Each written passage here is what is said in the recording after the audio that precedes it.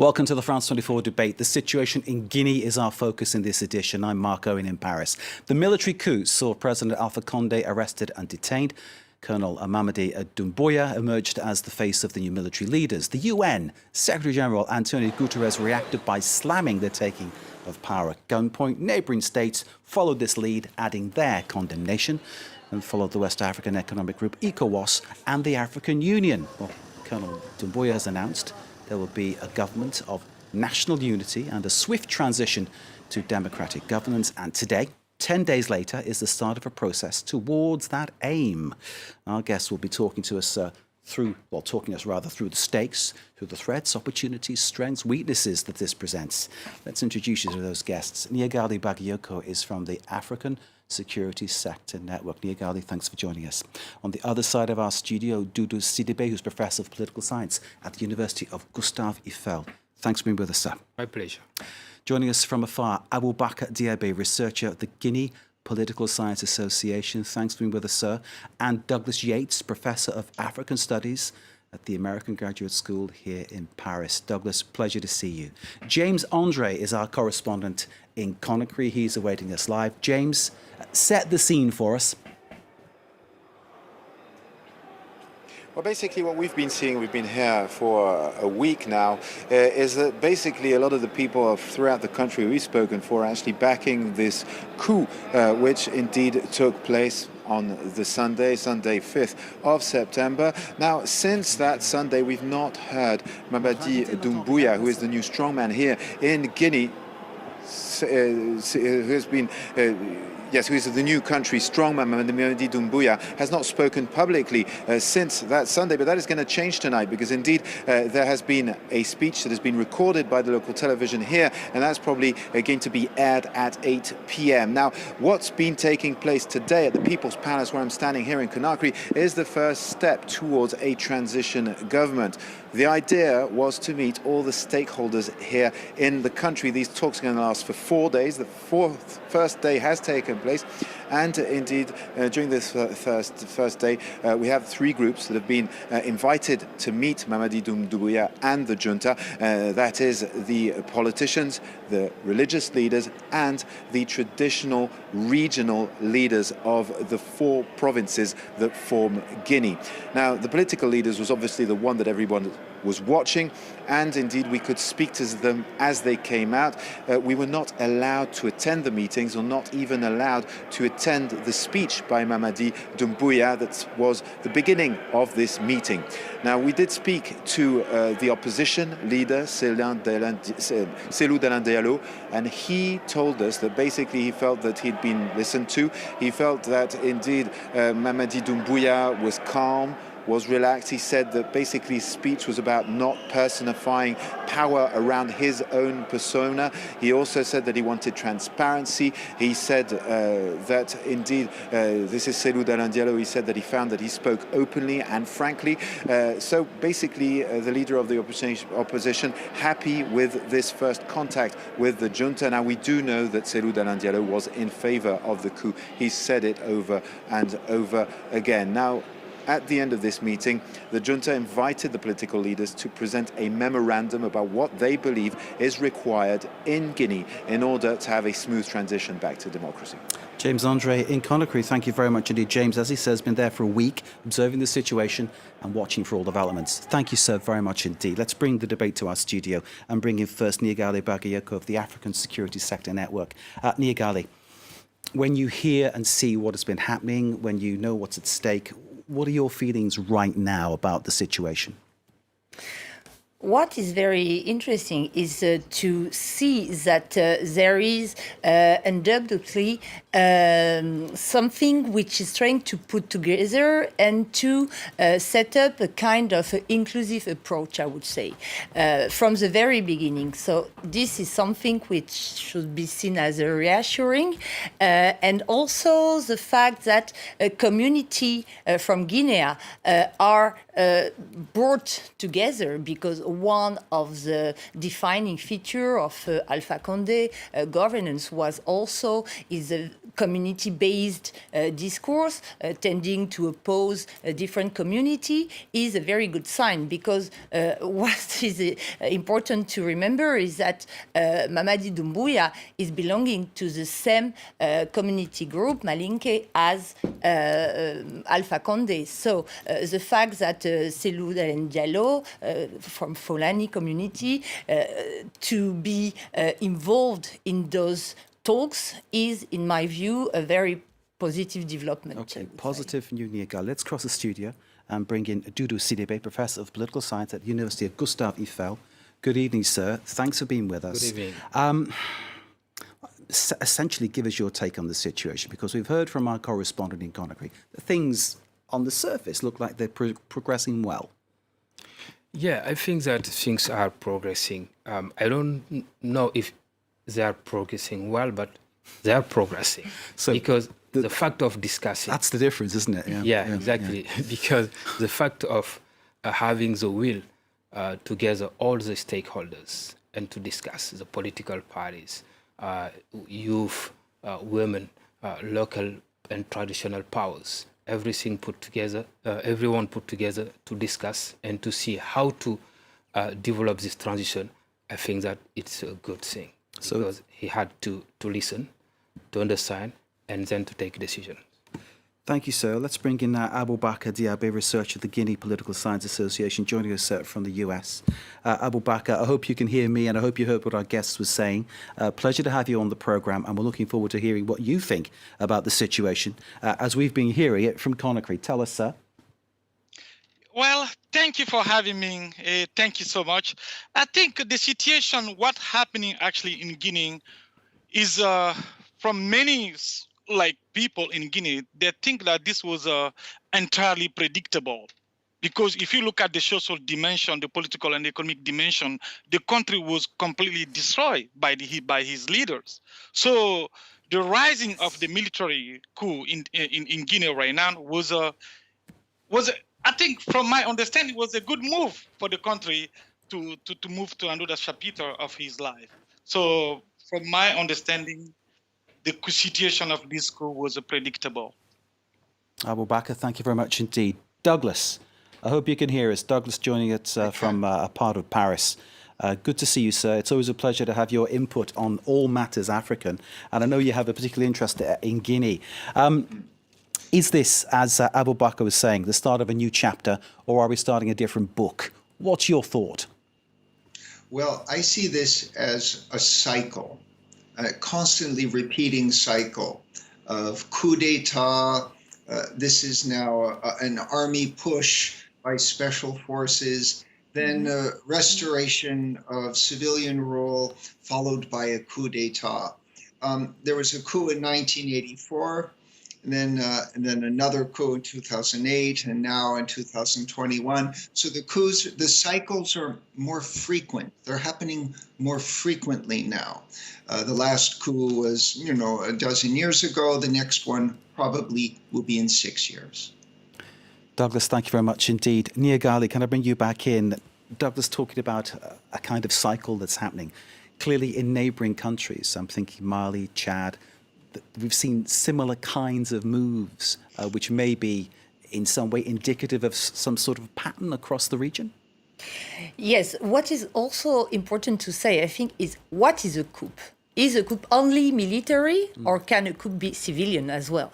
And the problem that we do have today in Guinea is that we do have two illegitimate leaders who are at stake, because what happened in the country is the fact that Alpha Condé has been running for a third term whilst he was not allowed initially by the constitutions.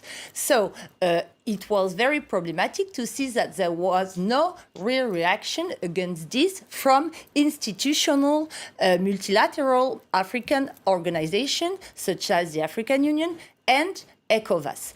And as you're just saying, what happened in Chad, in my view, is a real precedent, because when the former leader Idriss Déby passed away, he was replaced by a junta led by our son. And it was the first time that the African Union took no real sanction against the country. There has been a kind of validation of this coup, and it was more or less logical that other countries look at it as something conducing to other intervention of the military. And this is what happened, in fact, So in Mali. you're saying that the lack of action from the likes of the African Union emboldened the colonel to make the move he made? In my view, it is much more than a lack of action. It is, in fact, a kind of a betrayal of the mandate, the very mandate of those organizations who have been installed to promote democracy, constitutional order, and rule of law.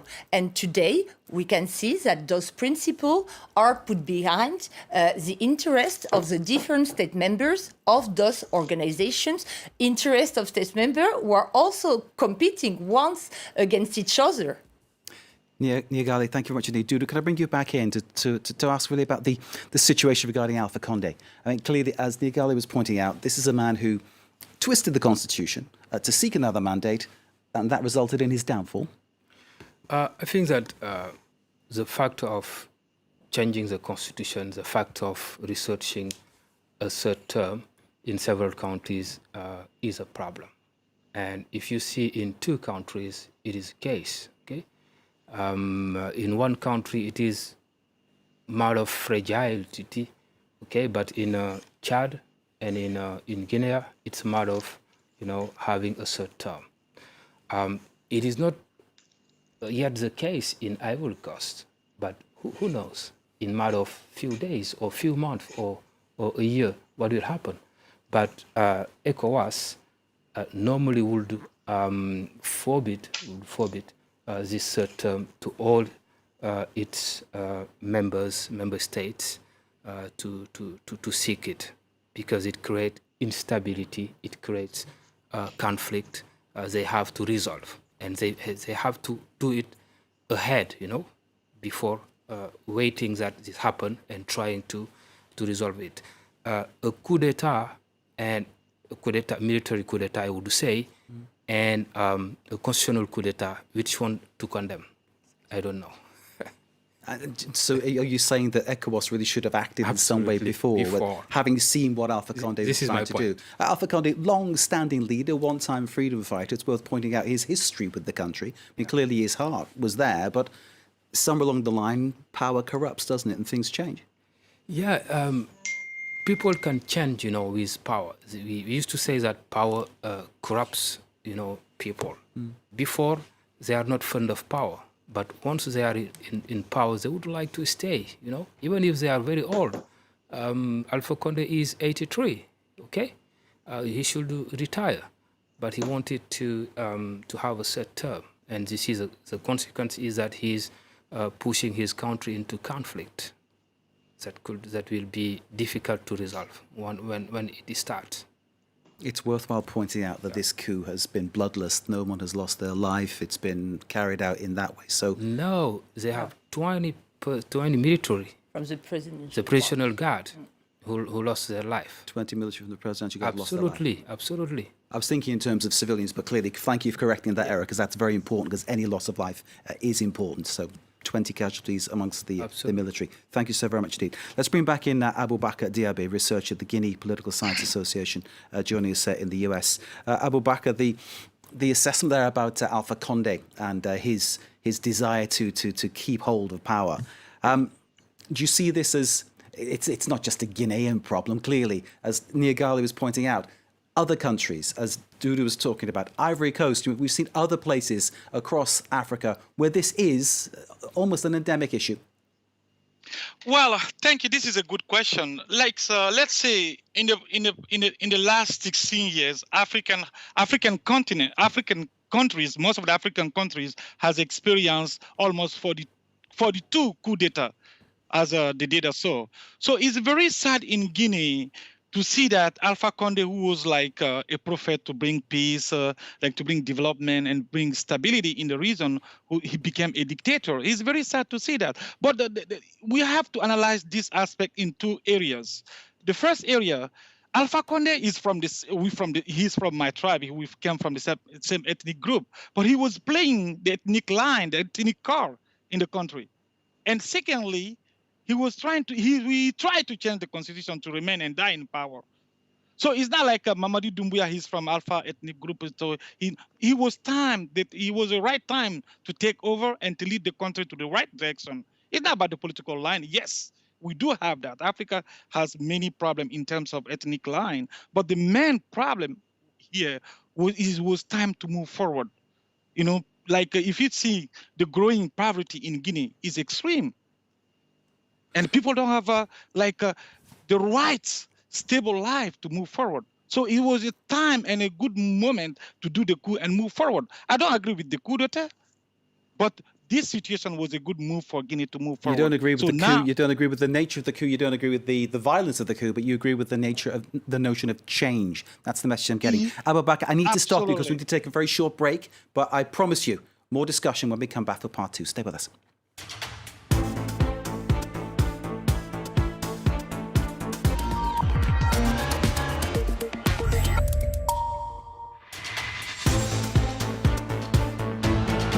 Welcome back to the France 24 debate. We're examining the stakes for Guinea as the West African state starts a process of moving out of a military coup scenario into a national unity government and democratic governance in general. One thing is for sure, with 50% of the population living below the poverty line, people in Guinea are crying out for change, positive change. This report from James Andre in Conakry.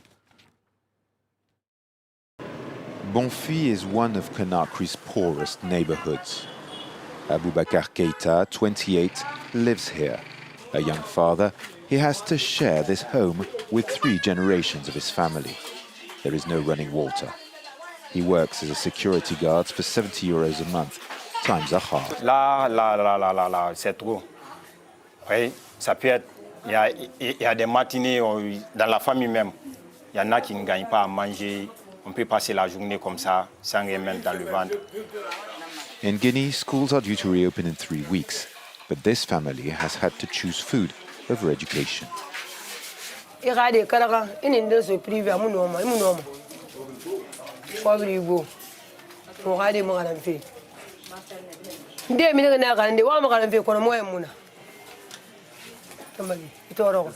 Abdoulaye, the elder, has lived through all the political regimes since the independence. He feels life is tougher now than ever before. Le plus important pour nous, nous voulons que la Guinée aille en avant. Que la population guinéenne, tout le monde gagne son petit pain. C'est ce que nous voulons normalement. Mais ici, avec nos responsables, ça n'allait pas du tout. Ah, on va voir cette fois-ci. Neighborhoods like this one have been abandoned by successive governments for 60 years. This time, they hope things will be different, that they will be considered and especially offered jobs and opportunities to rise out of poverty. Sharing a house of 3 generations, 70 euros a month, it gives you a real sense of what poverty is like in that part of the world. James Andre, our reporter there. Let's reintroduce our guest, Niagale Bakayoko from the African Security Sector Network. Thanks for being with us, Niagale. On the other side of the studio, Doudou Sidibé, Professor of Political Science at the University of Gustave Eiffel. Great to see you. Joining us from the States, Abubakar Diabe, researcher at the Guinea Political Science Association. And Douglas Yates joining us too from Paris, Professor of African Studies at the American Graduate School. We saw that report from James. We know what the stakes are. Niagale, can I start by asking you, the development of Guinea from now, how important is the aspect of democracy, or is just strong governance the important thing? Very good questions. I think one are going together. There cannot be a real separation, because I don't think that poverty is necessarily conducing to criminality or to bad governance or to jihadism, to say. But of course, I think that what is happening today more broadly in African countries is the fact that the populations at large have not seen any results coming from democracy in their daily lives. And there is a kind of distrust to political elected leaders who have failed to, in terms of democratization, in terms of development, in terms of education, in terms of urbanization, in terms of all the promises which have been made for each ballot. That's a key problem in my view. The lack also of legitimacy, which is increasingly expanding all over African countries. So that lack of Francophone Africa, at least. Legitimacy or credibility, the fact that the people who are trying to be in charge don't really sort of seem credible. It's one of the big issues, isn't it, I suppose? Absolutely. Naigali, thank you very much indeed. Let's bring in Dudu on this one. The Colonel, Doumbouya, very practical in many ways, because whilst he imposed a curfew on Guinea after the coup, he didn't impose that curfew around the bauxite mines. He's seen that economically it's important to keep things moving and keep the exports going. Is that kind of pragmatic approach what this country needs, do you think? Yeah, of course. I think that the state should continue, okay? And also the economy should also continue. That is why it is good to let miners, investors to continue their work. In order to have the necessary profit to elevate poverty in Guinea. Poverty is a threat to democracy because if population are poor, they can go to riots, and this can create, when you repress the riots, this can create a conflict. Many conflicts, started like that because of repression. Okay, there is a direct link between poverty. If you read Paul Collier from World Bank, he did a study on that. That is why it is good to fight against poverty. And in Guinea, you have 44% of poor population. It's a lot. I read that it was like 50% of people living below the poverty line. Absolutely. And it's to all people watching this internationally, of course, because this goes out all over the world, they'll have their own notion of what poverty is. So, for instance, where I was brought up, people were considered to be poor, but they would have social security, they'd have things to support them. Absolutely. I take it people in Guinea aren't going to have that kind of backing, that kind of safety net. Yeah, they should have all these things. They should have all these things, shouldn't they? Absolutely. And they have the necessary resources for that, But there is corruption. There is also what I call bad negotiations. They were not able to negotiate, really their interests, with multinational in order to exploit these resources and get profits. And this is a problem all over Africa, Negotiation is of paramount importance for me, for the states. They should, train their staff in order to negotiate their interests in several domains. Dudu, thank you very much indeed. Let's go back to the States, to Abubakar Diaby, researcher at the Guinea Political Science Association. Abubakar, thanks for waiting patiently to have your next contribution here in part two. Trickle-down economics is kind of a phrase that's coming to mind.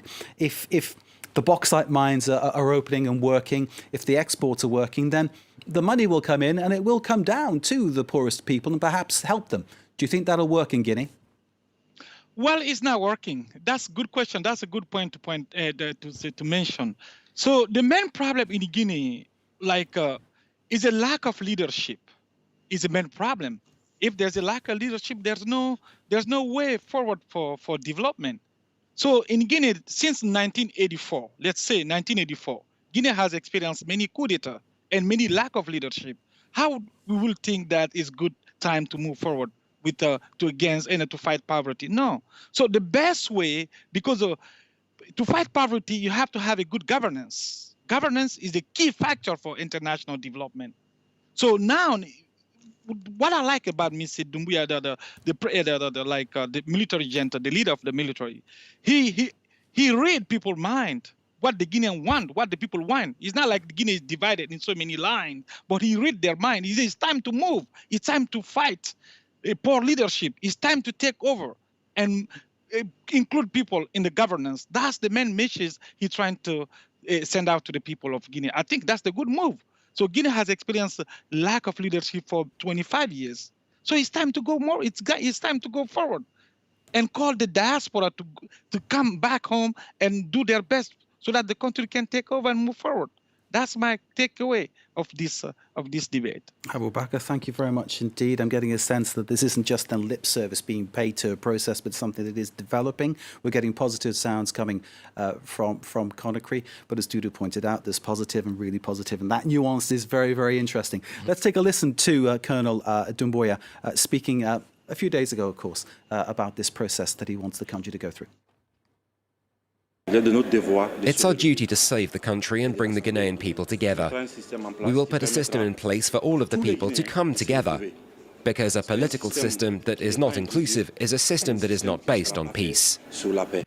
Douglas Yates, let me bring you in here. The Colonel Doumbouya, one of his political heroes, or perhaps his political heroes, Jerry Rawlings of Ghana. Do you see that as a good sign?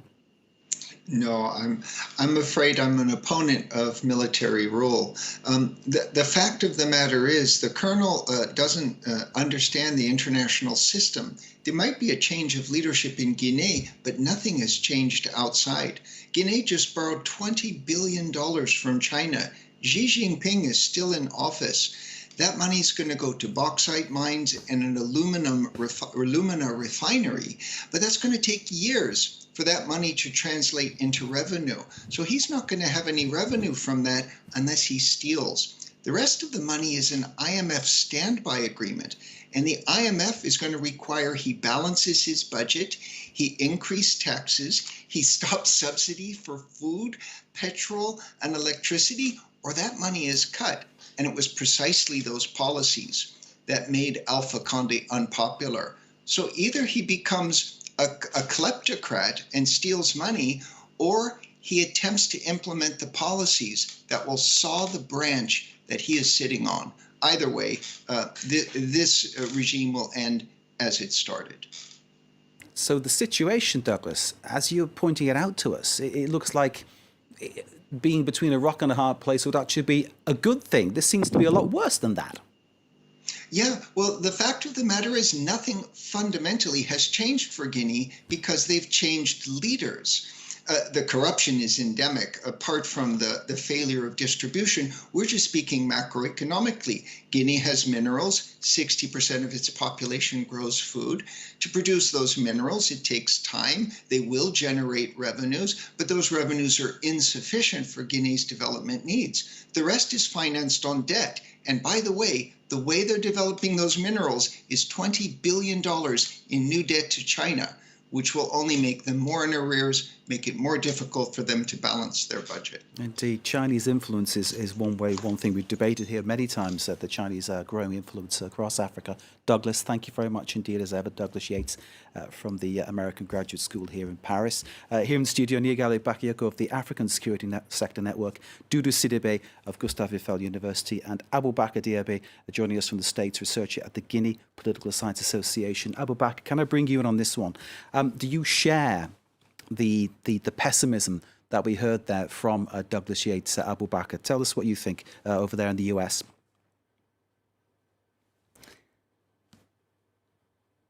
Abu Bakr Diaby, go ahead, please, sir.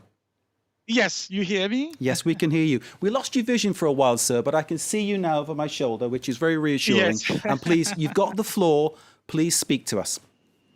Well, I definitely agree. I definitely share the panel view. You know, they have pointed out many issues African is facing, and most of the, Guinea particularly is facing. Yes, there is a hope. There is a hope if we have a good governance. There is a hope if we have a sense of understanding that democracy is not a Western value. Democracy is a universal value. Because most of the people in Africa, even in the population, they don't get it. Democracy, what is about democracy? So democracy is not just the European and the American value, it's a Western value. So in order to understand that, it's time to move forward for the Guinea people. But like good governance is the factor. I agree, actually, most of the area the panel point out, but good governance and good leadership will be the key for Guinea to move forward in the 21st century. Thank you, Abu Bakr. We call this the debate, but I think there's no real debate here. I think everybody wants what's best for Guinea. That's the main thing, isn't it? And everybody, it's a question of how that works, I suppose. So, Niegale, can I bring you in again to talk about, well, to ask you, in these discussions going ahead now in Guinea, What is the most important thing, do you think? I mean, clearly the dialogue is important. Clearly the idea of laying down this path to democracy is important. Clearly strong leadership is important too. What would you say is the essential thing from your perspective that needs to be hit upon to make this work? From my own point of view, I definitely think that to have good governance, you also have to have good governance in the security sector. And to have it, it is absolutely crucial to change the approach we have to this security sector. Because, as we can see, when you look, for instance, at Mamadi Doumbouya background, you can see that he has been trained in a lot of Western or Eastern France, but not only Israel, also other countries. And I think today, not only in Guinea, but everywhere in Francophone Africa, there is a real need to depart from those approaches based only on training and on reinforcing operational capabilities to fight. There is a need also to focus on the good governance, on transparency, on accountability of the democratic, the security apparatuses as well, and also on the way in which they are also taught how to show respect to human rights. And those two dimensions are directly missing from all the approaches that international community has tried to push to make professional military to be reformed. Of course, you have also the UNDP, who has been involved in very deep reform in Guinea to help the military to change. But we can see that it is a total failure. So, in my view, there is a need to change the operational approach to a security approach based on governance, democratic governance. Democratic governance, Dudu, I can imagine you're agreeing with that, but give us it in your words. Yeah, I agree with her because without a good governance, Guinea cannot achieve its goals, okay? But I think that it's not only about leadership. Leadership, yes, but also to build strong institutions, okay? Because without strong institutions, the leaders can do whatever they like while ruling, okay?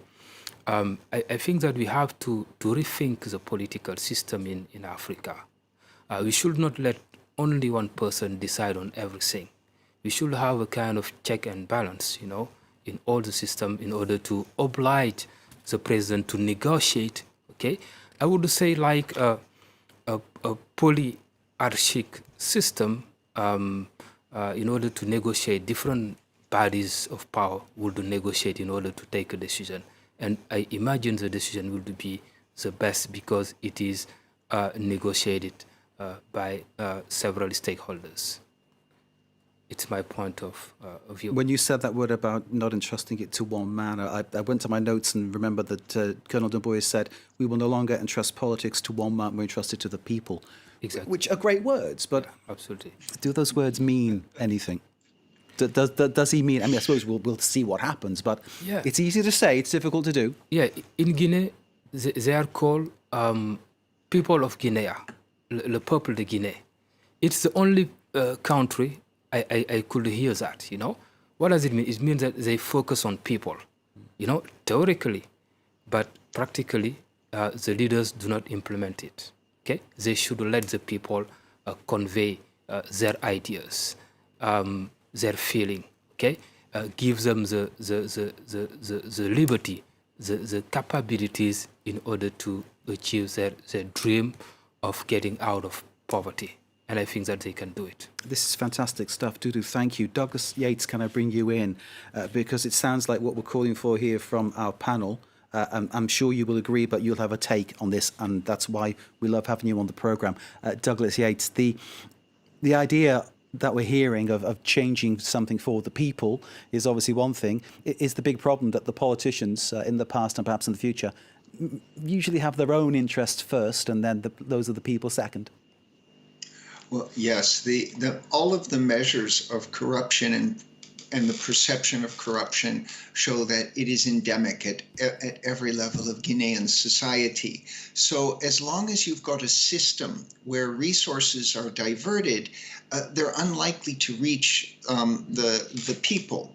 So what you've got is a new government that is going to soon face a cash crisis, a money crisis, and it only has a few places to go. Private banks, rich Western countries, or China and Russia, and that's it. And it's only got really one kind of thing to offer, and those are minerals.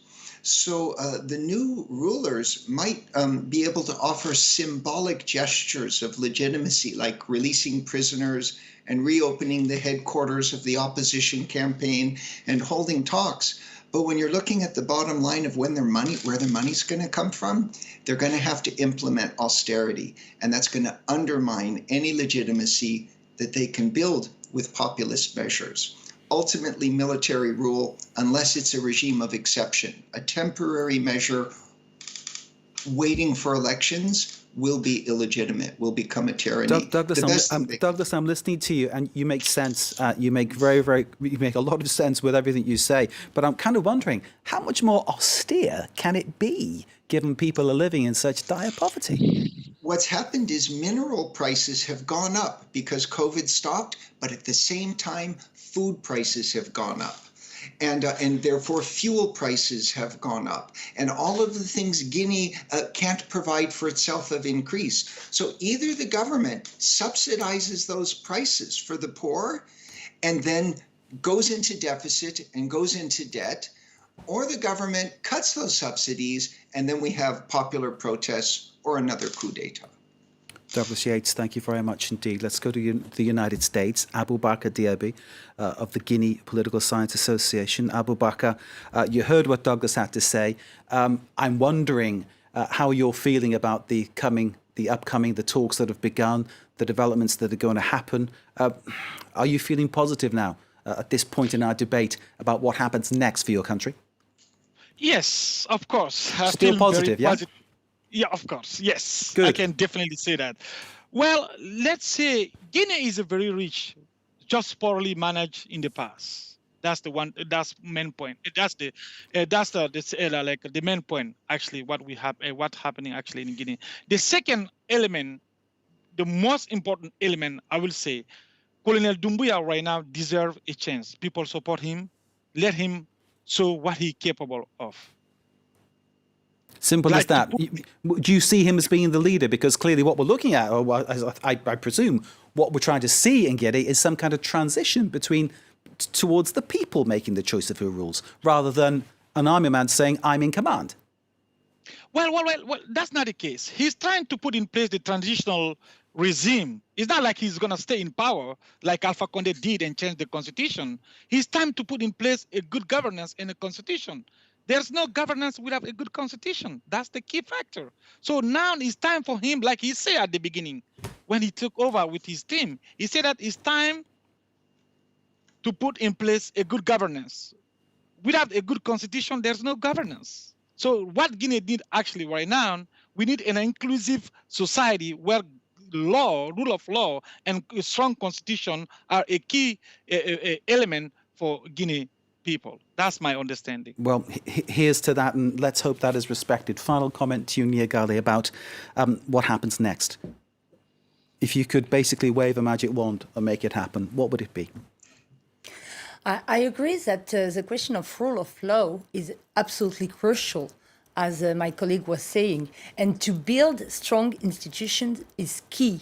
But there is also a need for all stakeholders to show respect to those legal frameworks. That's absolutely indispensable. And until we cannot reach this situation, I think we will stay in the kind of cycle which was described by Douglas with unconstitutional changes of constitution and then military coups. Thank you. I'm stealing another 10 seconds for you, Dudu. Your final word.